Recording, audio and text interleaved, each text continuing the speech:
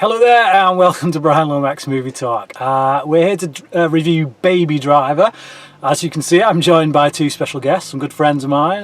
In the middle here we've got Matt. Say hello, Matt. Hi, Matt. And over to my left we've got Nathan. Say hello, Nathan. Hello, Nathan. Okay, just be warned right up front, this will be a spoiler review, so if you don't want this film ruining, then go away, go and watch it, come back and watch this later. But yeah, let's get into it. I'm going to assume you know the story. I can't be bothered going into a whole plot synopsis. I'm sure some of it will come out during this review.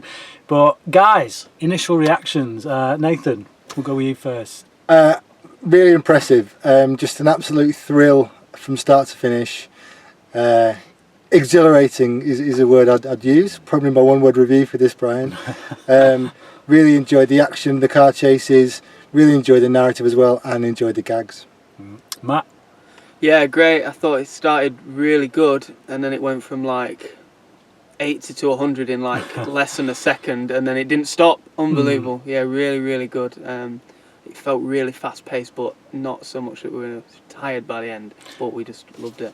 Also, is it just me, or were the car chases in this better than anything from Fast and the Furious? Oh, yeah. It's that, you know, like, everything looked really practical, and as much as I love like the recent Fast and Furious films, there are moments in those where they've gone kind of full on CGI, whereas everything in this, it felt like actually what you were seeing was proper stunt work. Felt you could do it now in this car. Yeah. It felt like real stuff being done by stuntmen, which I always appreciate. You put something for actual on screen, it's always going to just get the adrenaline going a lot better than some CGI work.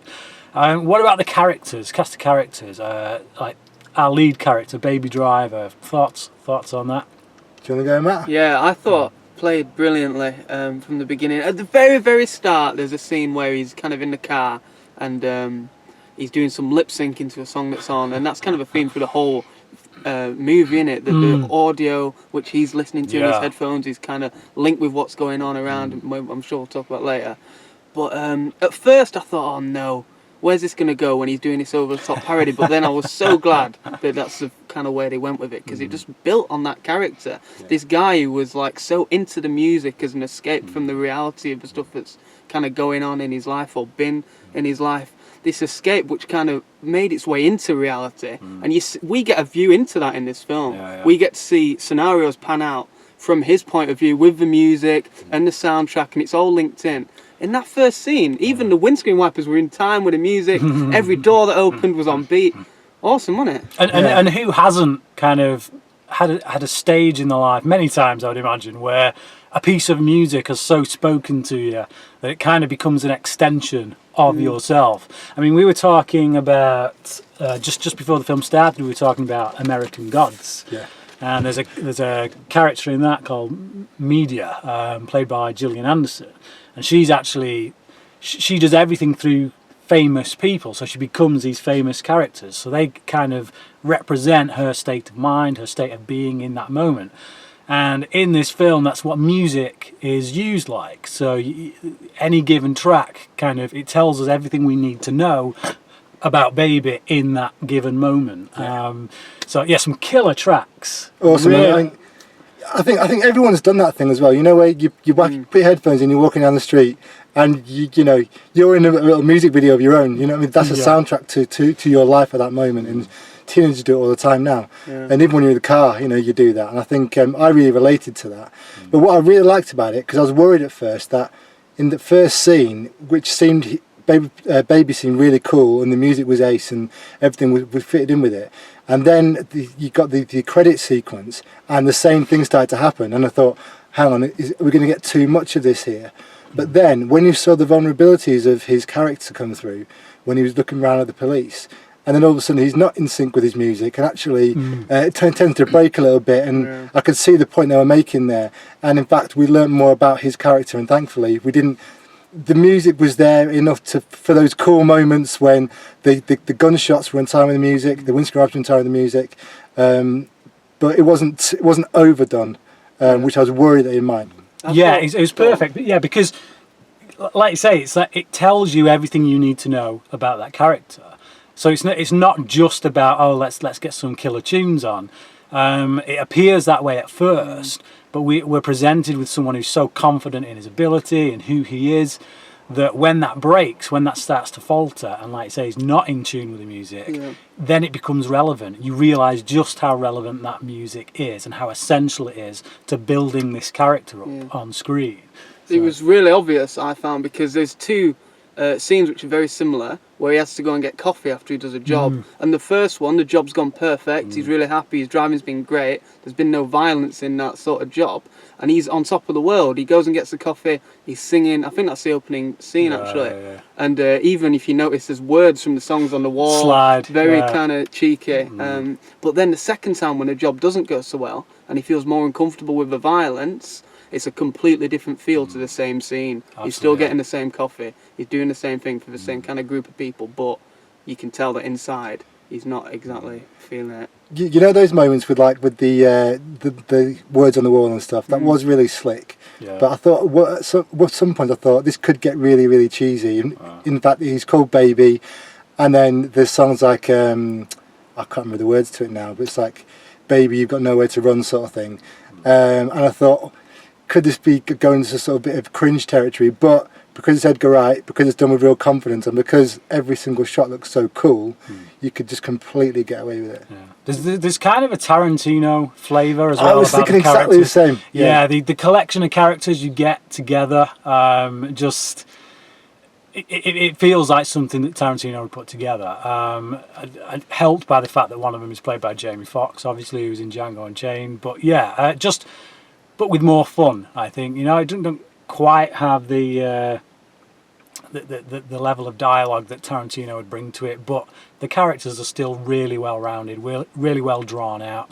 I liked Jon Hamm as well in the role. I thought to be honest, I thought him and Jamie Foxx's character at some point were going to go at it. You know, we're going to end up going up against each other. So, but I thought that was a good thing that they did. Oh yeah, well that's what I mean. It's like because when we see Fox's character getting taken out, that hit hard. It was like a real surprise, because Baby kicks the car into gear, and you're like, right, we're going into our big third action set piece, and it doesn't. It's not at all. You know, it becomes a foot chase, and you're like, okay, new territory for the film. So yeah, it never quite goes where you're expecting it to, but that's a good thing. Yeah, because there's all that foreshadowing with dialogue saying, you know, okay, so he's going to get the girl at the end. They're going to be driving down the road with the music on in a car they can't afford. The two guys are going to go up against each other. You know, one wants to kill the other. That's all foreshadowed, and then you're like, it didn't happen that way. Well, brilliant. You know, I love that because it could have just been so predictable. And one of my favourite tracks as well is Brighton Rock by Queen, and there's a scene when they're asking what his killer track is, the thing that he really kind of wants to drive to, and that comes up, and you know that like at some point during this film then that track has got to come into play, and when it does, I was like, I'd been waiting for it, and that scene really was great. Got me aboard. What does this like? Yeah, no, I loved that scene. I love the use of the music. But yeah, what about Lily James then as the love interest? Talk about Lily James and then Kevin Spacey as well, because there's a bit of a funny relationship between him and Kevin Spacey. But Lily James first. What do you think about their relationship and how that kind of came about? I thought she was great, and I thought they had real chemistry on screen together. Nice to see her in a different role. I've only really seen her in Beauty and the Beast and Downton Abbey, so it was nice to see her in something different. And in fact, I thought they both just were really relaxed, chilled. You could tell Edgar Wright had done a lot of work with them to get that chemistry together, and they were really natural. It was Cinderella, not Beauty and the Beast. Sorry. What Cinderella? It was a Disney film. It's late at night. She's good. I liked her in this. Like I say, it's the chemistry. You really bought into their relationship, I think. I felt like there wasn't enough time to buy into the fact that, like, at the end of the film, like, we see a really good dynamic between the two and great chemistry, like you said, but I felt like it wasn't as believable for me that right at the end, when he comes into the diner and says, "Come with me, I've just shot this man," that she would just go, "Yep, all right, we've been on a date, we've seen us on one date, there's a bit of chemistry, he's got a few cheeky one-liners in him and a nice smug grin, but okay, let's run away together, I don't care that you've just shot someone and not told me why." So that was difficult for me to get, but there was enough chemistry just to kind of gloss over that. Yeah, because it'd be 2 years of a film if we wanted to get to a reason like that. That didn't really bother me so much because I felt like they'd invested me enough in their relationship, in the chemistry between them, and plus, I do think she read in him a certain goodness, and I think she could read the fact that actually he was in way over his head and possibly not by any fault of his own. Yeah. And both of them shared a vulnerability as well, in that people in that situation might fall that quickly in love with each other. I don't know. I went with it. And I was quite pleased, there's a big spoiler here, but I was quite pleased at the end. There could have been a real Thelma and Louise moment. Yeah. That's what I was expecting. And I was really pleased it wasn't. I was really pleased it wasn't. Yeah, that was good. And Kevin Spacey. So he's essentially the character that has kind of forced Baby Driver into this business. He's not really a likable person, but then he kind of is as well. He's kind of like a fatherly thing going on, like a surrogate father, but not any kind of father I'd want. I really liked Kevin Spacey in this. It's very hard not to like Spacey, to be honest, in anything that he does. But what about you guys? How did you feel about him?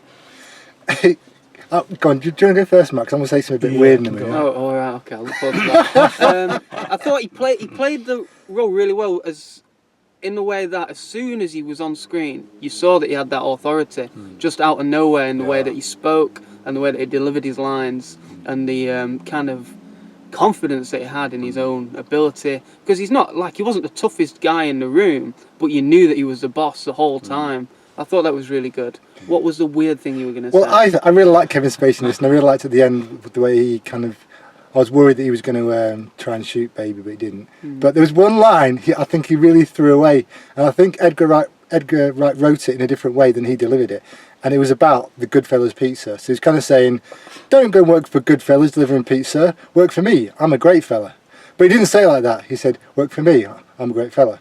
So it didn't work. I would have loved him to have delivered it the way I delivered it, which would have been more funny. I would have as well. Okay. Final thoughts.